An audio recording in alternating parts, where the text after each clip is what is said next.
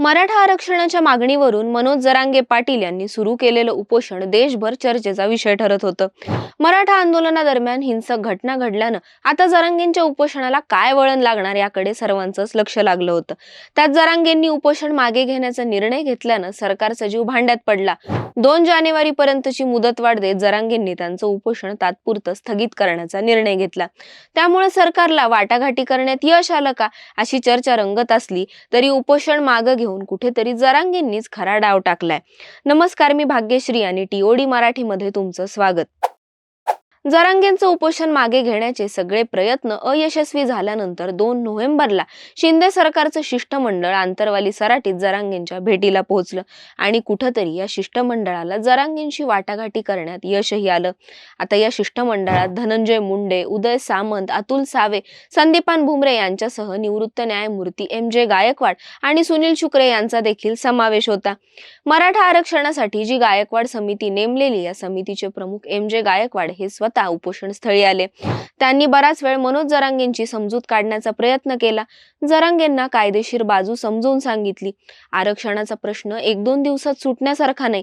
आरक्षणाची लढाई आता अंतिम टप्प्यात आली आहे, त्यामुळे घाईने निर्णय घेऊन प्रश्न सुटणार नाही असं म्हणत गायकवाड यांनी जरांगेंची समजूत काढण्याचा प्रयत्न केला.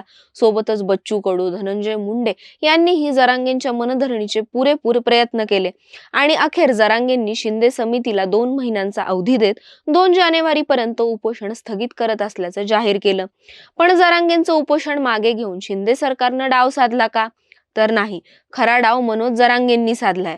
जरांगेंनी सरकारला मराठा आरक्षणासाठी 2 जानेवारीपर्यंत मुदत दिली, पण उपोषण मागे घेताना त्यांनी सरकारची धडपड कायम राहील याची काळजी देखील घेतली. शिष्टमंडळाशी चर्चा करताना जरांगेंनी आपण राजकारणात मुरलेला गडी असल्याचं दाखवून दिलं. उपोषण मागे घेण्याची तयारी असली तरी सरकार पुढे नमतं घेत नसल्याचं त्यांनी त्यांच्या वागण्यातून, त्यांच्या बोलण्यातून दाखवून दिलं. उपोषणामुळे जरांगे थकलेत, ते शिष्टमंडळासमोर दबावाखाली येतील असं वाटत होतं. पण या उलट त्यांनी एक एक करत त्यांच्या सगळ्या मागण्या मान्य करून घेतल्या. शिवाय निवृत्त न्यायमूर्ती, मंत्री, आमदार हे समोर असताना त्यांनी जनतेला विचारून उपोषण मागे घेतलं. 2-2.5 तास निवृत्त न्यायमूर्तींनी जरांगेंशी चर्चा केली. मग शिष्टमंडळातले इतर मंत्री, आमदार तिथे आले. बंद खोलीत चर्चा करणार नाही हे जरांगे सुरुवातीपासूनच सांगत होते आणि त्यांनी शिष्टमंडळाशी चर्चा ही सगळ्यांसमोरच केली. मीडियाचे कॅमेरे, उपस्थितांचे मोबाईल या सगळ्यांसमोर चर्चा झाली आणि सगळ्यांसमोरही जरांगे मुद्दा सोडत नव्हते. सरसकट मराठा समाजाला कुणबी प्रमाणपत्र देऊन ओबीसीतून आरक्षण द्यावं ही मूळ मागणी जरांगेंनी लावून धरली. शिवाय आपण उपोषण सरकारच्या दबावामुळे नाही तर संपूर्ण महाराष्ट्रासाठी थांबवत असल्याचं त्यांनी वारंवार स्पष्ट केलं. मराठवाड्याचं भागलं, आता संपूर्ण महाराष्ट्रासाठी वेळ देतोय असं ठोस कारण जरांगेंनी उपोषण मागे घेताना दिलं. म्हणजेच काय तर मराठवाड्यातील मराठा समाजाला कुणबी प्रमाणपत्राची मागणी पूर्ण करून घेताना त्यांनी शिस्तीत संपूर्ण महाराष्ट्रातल्या मराठा समाजासाठीची मागणीही शिष्टमंडळाकडून मान्य करून घेतली. सध्या शिंदे समितीच्या अहवालानंतर 13,500 लोकांना कुणबी प्रमाणपत्र दिलं जाते. पण आता हे संपूर्ण महाराष्ट्राला लागू करा हा जरांगेंचा आग्रह शिष्टमंडळाला मान्य करावाच लागला. पण जरांगेंच्या मागणीनुसार कुणबी प्रमाणपत्र कोणाला मिळणार?